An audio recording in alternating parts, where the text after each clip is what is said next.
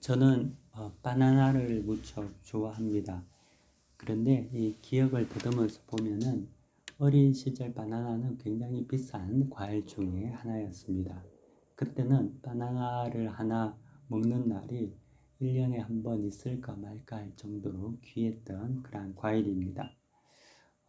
집을 방문하는 손님이 과일 바구니를, 비싼 과일 바구니를 가져오거나 아니면 운동회가 있는 날에 겨우 한 번 바나나를 보거나 먹을 수가 있었습니다.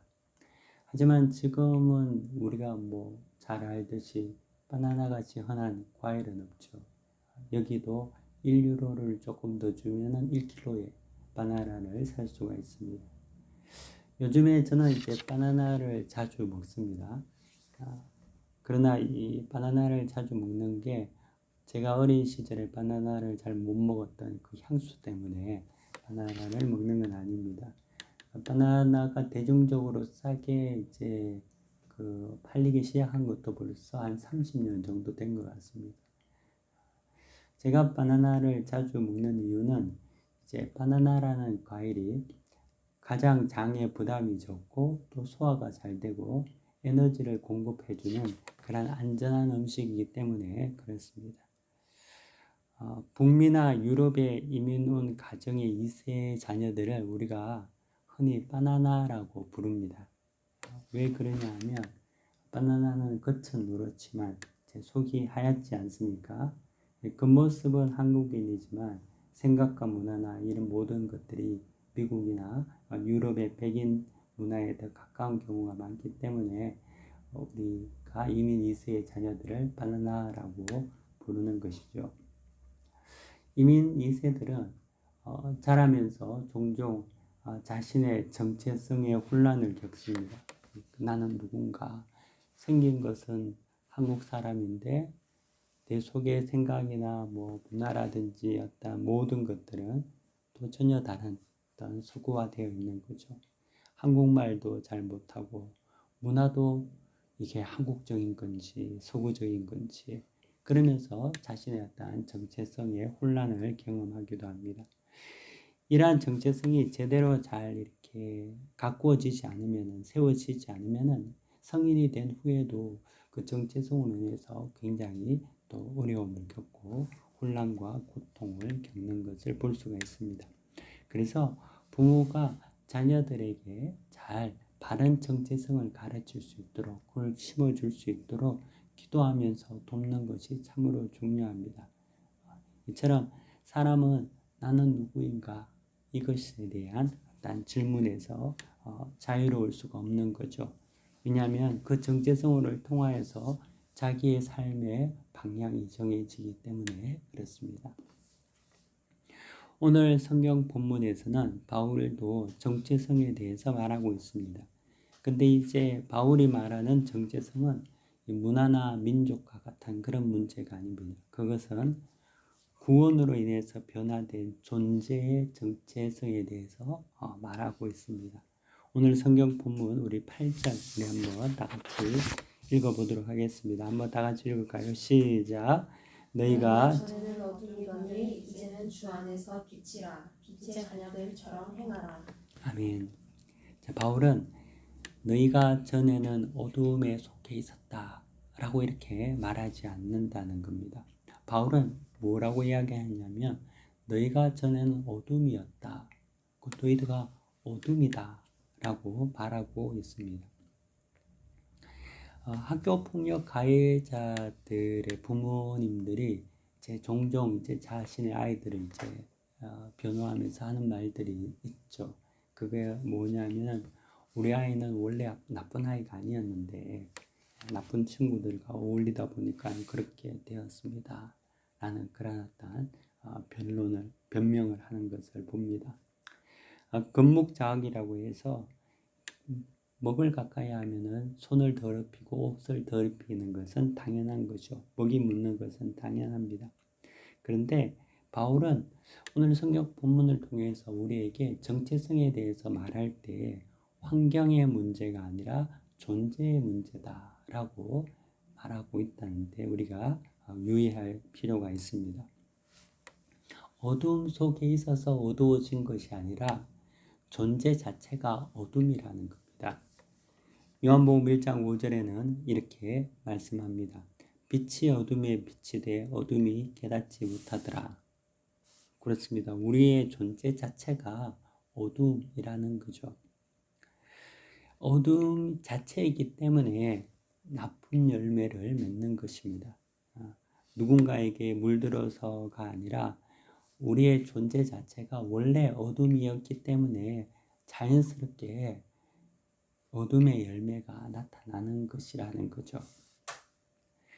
그러나 바울은 또 여기에서 끝내고 있지는 않습니다. 바울은 현재에 대해서 말합니다. 이렇게 말하죠. 전에는 어둠이더니 이제는 주 안에서 빛이라 라고 말하고 있습니다. 이 말은 전에는 어둠이었다가 지금은 조금씩 좋아지고 개선되었다는 게 아닙니다. 이제는 빛이 되었다고 말하고 있습니다. 완전한 신분의 변화고 정체성의 변화라는 거죠. 과거에는 어둠이었는데 이제는 빛이 되었다는 겁니다. 어떻게 이게 가능할까요? 내가 과거에 어둠이었다가 스스로 빛이 된 것이 아닙니다. 또한 내가 과거에 스스로 어둠이 되려고 했던 것도 아니죠. 우리는 원죄로 인해서 어둠이 된 거죠. 우리가 어둠이었던 것은 우리였던 것이 아니라 원죄로 인한 죄로 인해서 우리가 어두움에 존재가 되어 있었다는 거죠. 그리고 빛이 된 것도 우리의 노력 때문이 아니라는 겁니다. 예수 그리스도의 보혈과 구원의 공로로 인해서 우리가 빛이 된 거죠. 우리의 노력 때문이 아니라 예수님의 공로로 주 안에서 빛이 된 거죠. 그래서 바울은 이제는 어둠이 아니라 빛이라고 말하고 있다는 거죠. 그렇게 본다면 우리가 과거에 어둠에 있었을 때 우리에게 나타났던 모든 어둠의 열매들, 이 또한 원죄로 인한 우리의 죄로 인해서 우리의 모습이었고, 그 모습은 여러분들이 내가 착하게 살아봐야지 하다가도 늘 실패했던 그 이유 중에 있었다는 거예요. 왜냐하면 어둠의 열매를 내는 게 당연한데, 그런 어떤 모습 속에서 우리의 어떤 정체성을 가지고 있었기 때문에 더 이상 구원의 희망이 전혀 없는 그런 존재였다는 겁니다. 근데 예수님의 공로, 피의 보혈의 십자가의 공로로 인해서 이제는 그 어둠이 이제는 아니라 이제는 빛이 되었다라고 말하고 있는 거죠.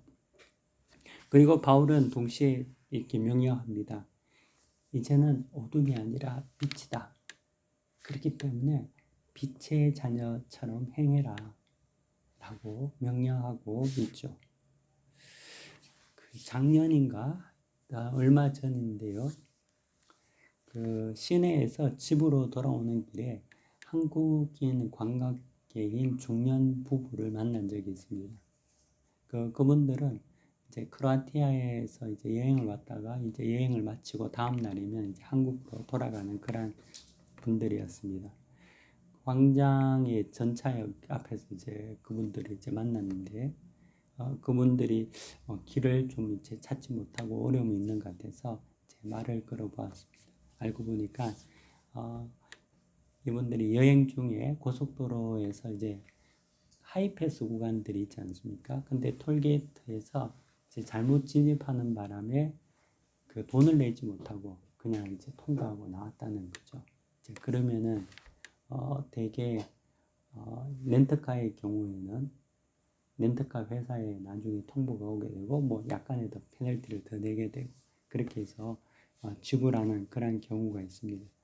근데 이분들이 그러한 어떤 상황에서 대개 이제 한국 분들이나 관광객 같은 경우는 그냥 돌아가서 렌트카 회사에서 청구하는 거를 이제 내면 되는데 그분들은 그렇지 않고 이제 직접 그 톨료를 내는 그 사무실을 찾아가서 돈을 내려고 했고 또 그래서 그 사무실을 찾고 있는 중이었습니다. 그래서 직접 이제 현장을 이제 가게 됐는데 저도 얼떨결에 하여튼 그 사무소까지 잠시 이제 모시고 같이 이제 전차로 따라갔던 기억이 있습니다. 근데 굳이 그렇게 할 필요가 없는데 그냥 편하게 내일 또 귀국하는 분들인데 굳이 그럴 필요가 있을까 그런 생각을 했는데 이제 이야기를 나누면서 이제 그 남편 되시는 분이 한국에서는 공직에 오랫동안 있었던 분으로 이제 제가 이제 듣게 되었습니다. 그래서 아마 그분이 이제 그런 자기 어떤 공무원, 공직에 오래 있었던 그런 어떤 정체성 그런 것으로 인해서 이제 여기 와서 그런 어떤 것에 이제 조금이라도 흠이라도 문제가 이제 안 생기도록 직접 이제 방문해서 그렇게 하신 것 같다라는 생각을 해봤습니다. 그러면서 제가 오늘 말씀을 준비하면서 그때가 기억이 나면서 일개의 어떤 국가의 공무원도 자기 어떤 정체성 공무원이라는 그 공직에 있다는 그 이유 때문에 그런 일들을 수고롭게 또 찾아가서 다 하는데 우리가 예수 믿는 그리스도인의 빛이라고 하는 그 빛의 정체성을 가지고 우리는 얼마나 살아가는가 우리가 한번 생각해 봐야 될 줄 믿습니다. 그리스도인은 누굽니까? 그리스도인은 빛입니다. 여러분은 빛이라는 거죠. 그러므로 빛의 자녀처럼 행하는 그것이 우리의 정체성이라는 겁니다. 여러분들이 빛이라는 것을 여러분들이 잊어서는 안 된다는 거죠. 자, 성경에서는 계속 이렇게 말하고 있습니다. 빛의 열매는 선함과 의로움과 진실함이다 라고 증거하는데요. 9절 우리 함께 다 같이 읽어보도록 하겠습니다. 시작. 빛의 열매는 모든 착함과 의로움과 진실함에 있느니라. 아멘. 예수님은 제자들에게 이런 말씀을 하셨습니다. 좋은 나무는 좋은 열매를 맺고 또 나쁜 나무는 나쁜 열매를 맺는다 라고 예수님은 제자들에게 말씀하셨죠. 빛의 열매는 선함과 의로움과 진실함이라는 거죠. 여러분은 빛인데 우리는 이전은 어둠이었다가 지금은 빛이 되었는데 우리에게는 이러한 선함과 의로움과 진실함 그러한 어떤 열매가 있는지 바울은 여기에 대해서 그렇게 행해야 된다라고 말하고 있습니다. 빛이 악하고 불의하고 거짓말하고 그렇다면 그건 빛이 아닌 거죠. 그건 어둠이죠. 어둡다면 그것은 더 이상 빛이 아니라 어두움이라는 거죠. 우리가 이전에는 어둠이었죠. 그때는 악하고 또 불의하고 거짓말도 자주 했습니다. 그것이 이제 과거의 정체성이었다는, 과거의 우리의 모습이었다는 거죠. 근데 이제 우리가 빛이 되었다라고 말하고 있습니다. 그리고 그 빛은 선하고 의롭고 진실한 열매를 맺는다라고 말합니다. 착하다라는 말은 여기서 속는 사람, 누군가에게 맨날 당하는 그런 어떤 착함을 말하는 것이 아니고요. 착하다는 것은 긍휼이 있는 사람을 말합니다. 누군가를 보더라도 그 사람에 대한 예수님께서 불쌍히 여기신 것 같이 착하다는 것은 누군가의 공감을 하고 그들을 섬기고 또 그들에 대한 어떤 긍휼을 가진 것을 말하는 거죠. 여러분 모두에게 일어났다 착함의 은혜가 있기를 바랍니다. 또 의롭다는 것은 단순히 윤리적으로 도덕적으로 의로운 사람 그런 게 아니라 여기서 이는 하나님의 말씀을 따르느냐 하나님의 의를 따르느냐를 의롭다라고 합니다. 그래서 하나님의 기준에 맞게 살아가느냐. 윤리 도덕의 문제를 넘어서 하나님의 기준에 맞는 말씀에 따라 사는 삶이죠. 그래서 하나님의 말씀에 따라서 예배를 드리고 하나님의 말씀에 따라서 봉사하고 하나님의 말씀에 따라서 살아가는 모든 영적인 육적인 삶이 의로운 겁니다. 의롭다고 해서 내가 뭐 착한 일 많이 하고 뭐 소위 말하는 그 도덕적으로 윤리적으로 그런 행위를 많이 한다고 해서 의롭다는 것은 자기 자신의 의가 되는 거죠.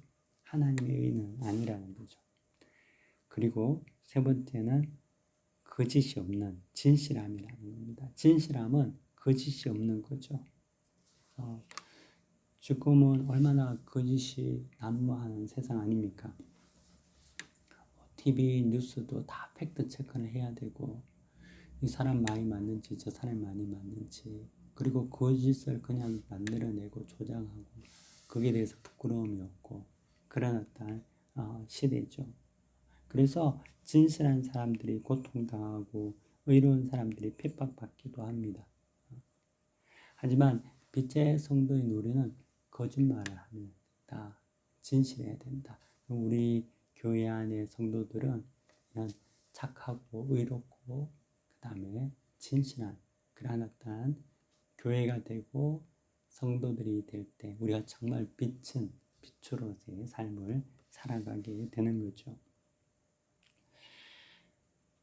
이제는 이제 어둠이 아닙니다. 그래서 이제 빛이 되었기 때문에 우리가 빛의 열매를 맺는 것 이것이 우리의 모습이다라는 것을 우리가 한번 생각하고 또 다시금 그러한 어떤 모습으로 우리가 결단해야 될 줄 믿습니다. 우리 10절과 11절 우리 다 함께 같이 읽도록 하겠습니다. 시작.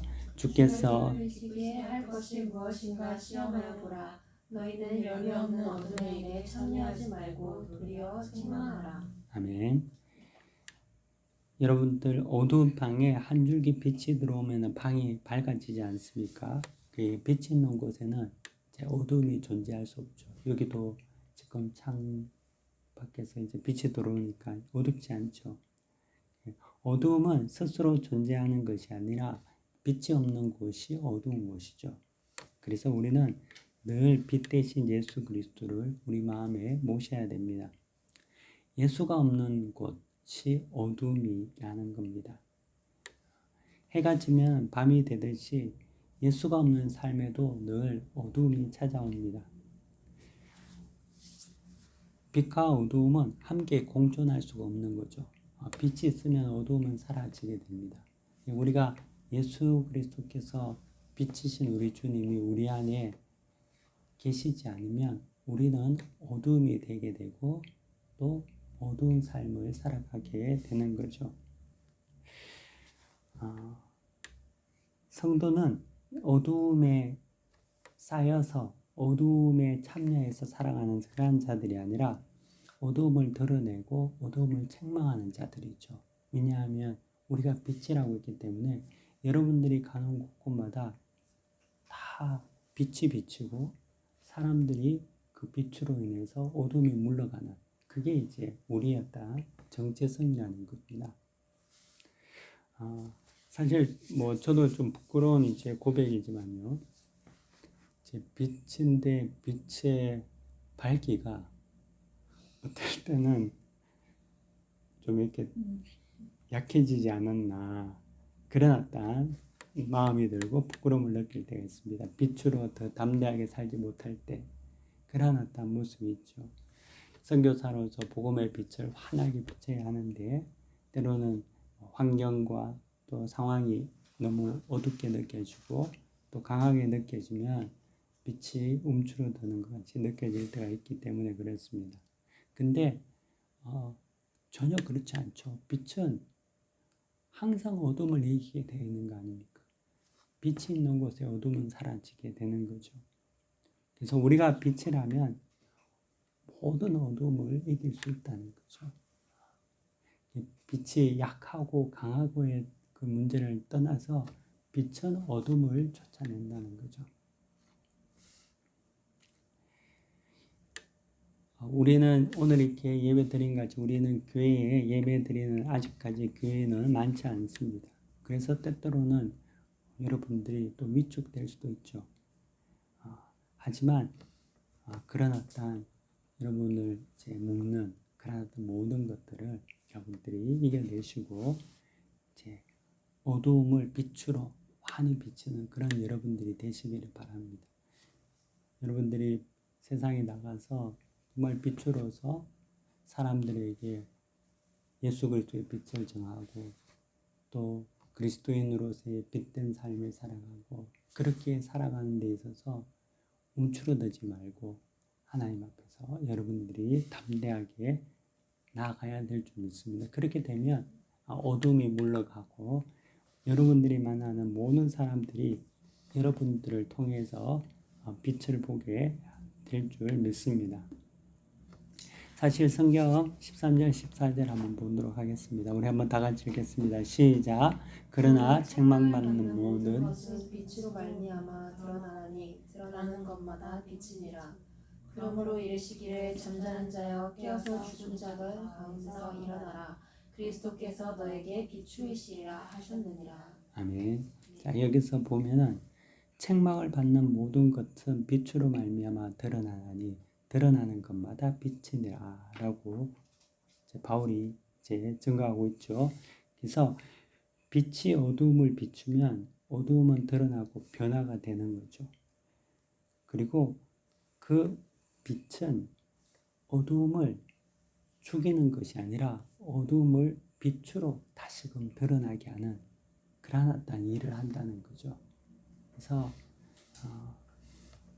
우리의 어떤 빛이 세상에 비치게 될 때에는 그 빛으로 인해서 사람들이 죽는 것이 아니라 그 빛으로 인해서 도리어 그 사람들이 다시 살아나고 또 그 빛이 되는 그러한 어떤 일들이 일어나게 되는 거죠. 아침에 잠자다가 해가 뜨면은 빛이 창을 통해 들어오면 깨지 않습니까? 그런 것과 마찬가지로 우리가 그 빛의 삶을 살아갈 때 우리 주변의 사람들이 깨어나는 그런 어떤 역사가 일어나는 줄 믿습니다. 그래서 잠자는 자들을 깨우는 그러한 일들이 일어난다는 거죠. 그래서 우리 안에 그리스도의 빛이 있다는 것, 그리고 우리가 이전에는 어둠이었으나 지금은 예수 그리스도를 통하여서 빛이 되었다는 것, 그리고 그 빛은 우리 속에서 활활 타고 있다는 것, 그리고 그 빛을 통하여서 우리가 세상에 참된 빛의 삶을 살아가야 한다는 것을 우리가 잊어서는 안 될 겁니다. 이것이 우리의 성도로서의 정체성이라는 거죠. 더 이상 이제 우리가 어둠이 아니라 빛이라는 겁니다. 그래서 빛의 자녀로서 여러분들이 또 살아가는 그런 여러분들이 되시기를 간절히 축원합니다. 이 시간 우리 다 함께